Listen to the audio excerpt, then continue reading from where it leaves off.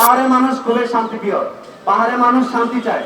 কিন্তু তথাকথিত যারা ভূইপুর রাজনৈতিক সংগঠন, আঞ্চলিক রাজনৈতিক সংগঠন, তারা সাধারণ জনগণকে জিম্মি করে, সাধারণ জনগণকে পুঁজি করে তারা নিজেদের স্বার্থ হাসিল আদায় করতে চায়। সেই জায়গা থেকে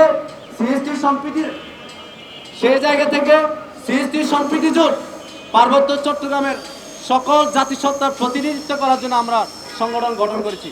আমার এই পাহাড়ের পার্বত্য চট্টগ্রামের মারমা, চাপ, কুমির, লুসাই, বম তারা আজও কোনো শিক্ষা পায়নি। তারা আসলে ঢাকা শহর কি, চট্টগ্রাম শহর কি, বাংলাদেশ কি, 1997 শান্তি চুক্তি কি, 1949 রেগুলেশন আইন কি, তারা আজও জানে না। কিন্তু তথাকথিত সেই ভূইপুর সংগঠন, সন্তুলান্ন এবং আরো অন্যান্য যে আঞ্চলিক সংগঠনগুলো, তারা ঢাকা শহরে আইসব বড় বড় কথা বলে। তাদের সাথে আবার আমাদের প্রাণপ্রিয় ঢাকা বিশ্ববিদ্যালয়ের কিছু তথাকথিত বুদ্ধিজীবী তাদের সাথে যুক্ত, আমরা অবাক হই।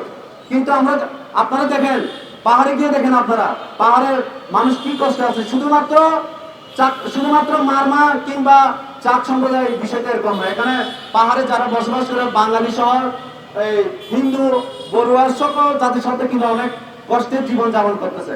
আমাদের পার্বত্য চট্টগ্রামের আপনার পর্যাপ্ত পরিমাণ শিক্ষা ব্যবস্থা নেই, আমাদের পার্বত্য চট্টগ্রামের পর্যাপ্ত পরিমাণ স্বাস্থ্য ব্যবস্থা নেই, আমাদের পার্বত্য চট্টগ্রামের নারী শিশুদের জন্য নিরাপত্তার জন্য পর্যাপ্ত ব্যবস্থা নেই। কিন্তু যারা ঢাকা শহরে এসে যে সমস্ত আঞ্চলিক সংগঠন বড় বড় কথা বলে, তারা দেখবেন আপনি বছর শেষে তারা সাধারণ জনগণ থেকে, যারা খেটে খাবার মানুষ, তাদের থেকে হাজার হাজার টাকা চাঁদা নেই।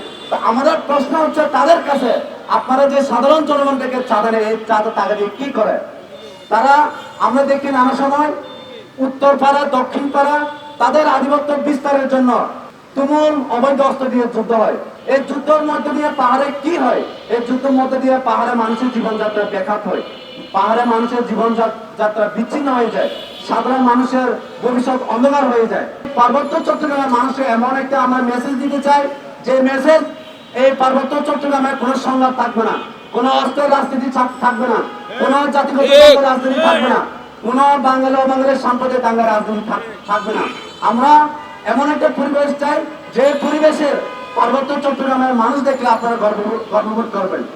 খবরের কাগজ, নিখাদ, নির্ভীক, নিরপেক্ষ।